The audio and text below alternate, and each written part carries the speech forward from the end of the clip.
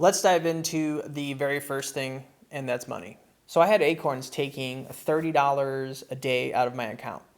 And I came up with that number because I just thought of all the dumb things that I would spend money on and then not do those things anymore. So then for 9 months, that's basically what I did. I just stopped spending my money all willy-nilly and saved $1,000 a month, which was really awesome. I had a truck to pull the camper, but then I also had an extra car. Ended up selling that extra car for, what did I sell that car for? I think $2,000. So now I'm up to 9, 10, 11. I'm up to $11,000 now, which is pretty awesome. That felt very comfortable. And then I started thinking like I need to figure out what to do for money when I'm done, and that was super stressful. And for a long time I totally forgot that I had this audio engineering background and that I actually like podcasts quite a bit. I just started kind of looking around the internet like what are some freelancing websites where I can potentially get work from, and Upwork was one of the main ones that popped up. So naturally I get on Upwork, I fill out my profile, I do the whole thing, and then crickets. It was kind of defeating. I'm like, oh man, like I'm up on Upwork, I'm grinding, I'm doing my thing, and I'm not getting anything. It really kind of drove me crazy. So as the months progressed, I would acquire new clients and lose clients and just back and forth, normal kind of thing, trying to figure out who wants to work with me, who I want to work with. And so we're doing the thing, we're traveling around, we stayed in Starved Rock for a month, up in the UP for a month, by her hometown, north of Detroit, in Lexington for a month. We did the Adirondacks for a month, and we did Acadia National Park for a couple months. And by then, money was getting a little dwindly, mainly because campgrounds cost a lot of money, gas costs a lot of money, and we weren't making enough money. And you know what, to be honest, I made the hard choice of calling it quits. And a lot of it had to do with my mental health. It wasn't very good back then. I was very cold. I was very dark. I wasn't caring. I wasn't all in. And it affected her and I. It affected traveling. You can't run away from your problems. You can't run away from what's going on in your brain. You have to just like face your demon. So mid-September, we go back to our individual homes, Michigan and Illinois. I spent 2 more months at home, re-saving money. Now doing photography for people. I made some money doing that. I think I fixed 1 car maybe, and I really didn't want to. I sold my truck. I bought a Honda Element. I rigged that thing out. I honestly can't remember what else I did for money. I had podcast editing still, so that was money coming in. I also have a client back at home that pays me to go photograph newly constructed garages for them, and they had a long list for me, so I was able to kind of knock those out, save all that money, and I just kept selling more of my things. So to save a bunch of money, I left with, I didn't leave with a lot, to be honest with you. I think I left with maybe like $6,000. And to be honest with you, I kind of burnt through $3,000 pretty fast. I was seeking comfort on the road, and I'm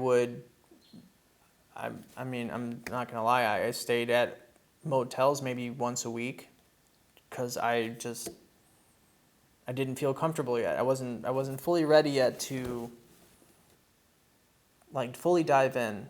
So there's a lot of sleeping in Walmart parking lots, which made me uncomfortable a little bit because you never know who the hell's gonna come bang on your door or whatever. I felt safer in a motel for some reason. So weirdly, anytime I would go do that, I felt defeated. Like, oh man, like I'm really not doing this thing. Like I'm not really traveling like I wanted to travel because I'm staying in motels along the way. But looking at it now, 6 months later, it's like you need to do what you need to do. If it comforts you a little bit, good. Comfort yourself a little bit, because you know what? The rest of the time you're traveling and you're doing the thing. You're finding the Starbucks, you're finding the Wi-Fi, you're finding somewhere to brush your teeth, go to the bathroom, find food, make food. Like you're doing all these other hard steps. And you should take care of yourself. If that means spending $60 on a motel room, do it. And if it makes you feel better, do it. Don't cop out. Don't beat yourself up like I did. It's not worth it. Back to money. So by now I have solid podcast clients, and it's January 15, and I'm looking for one more. I'm in Alamogordo, New Mexico. I've been there I was there for 15 days. I went to the same coffee shop every single morning. By the third day, I would walk in. Those people would already have my coffee and my breakfast ready. I kind of budgeted that out as well. From not staying at like a motel once a week, I would then spend the money on food and coffee, which, you gotta do what you gotta do. So that day I get on there. Again, this part is in this video, and I acquired a new podcast client. And after that, I was like, oh man, like I made it. Like I'm doing really good right now. And it felt really nice. I had almost more than enough money, and it was really, really nice. Money opportunities are going to pop up randomly. The more you try to put out that you're doing work, the more you reach out, the more you go on to, if you're a freelancer for videography, photos like I am, podcast editing, anything you do online, and you go on Upwork, if you just go there every day and just search for the things that you have skills in and that you can make money in, and you keep sending out proposals one after another, eventually you're going to find somebody. You will. If you're struggling to figure out what to do, if you don't have any skills, to be honest with you, podcast editing is probably one of the easier skills to learn. And if you have a MacBook or MacBook Pro or Mac Air, any of those, GarageBand should be on your computer for free. And that's where I edit podcasts. And a lot of people like to use Audition through Adobe, or they like to use, what's that free one? Audacity. Like, those are good and all. Like, I've used every kind of DAW you can think of just from my 10 years of audio recording and mixing and mastering and the whole thing. I just leaned on to Apple's stuff, Logic Pro. That's a really good software, and it's proprietary with Apple.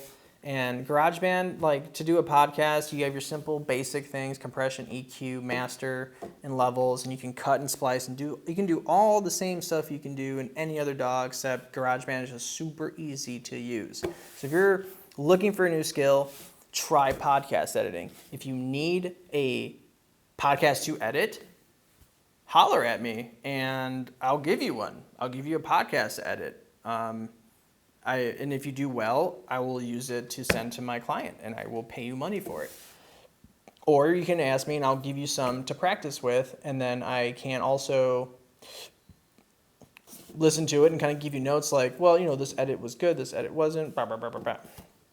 I always thought, like, when I would see people on the road doing their thing, and I'm like, man, like they got lucky with that job and blah, blah, blah, blah, blah.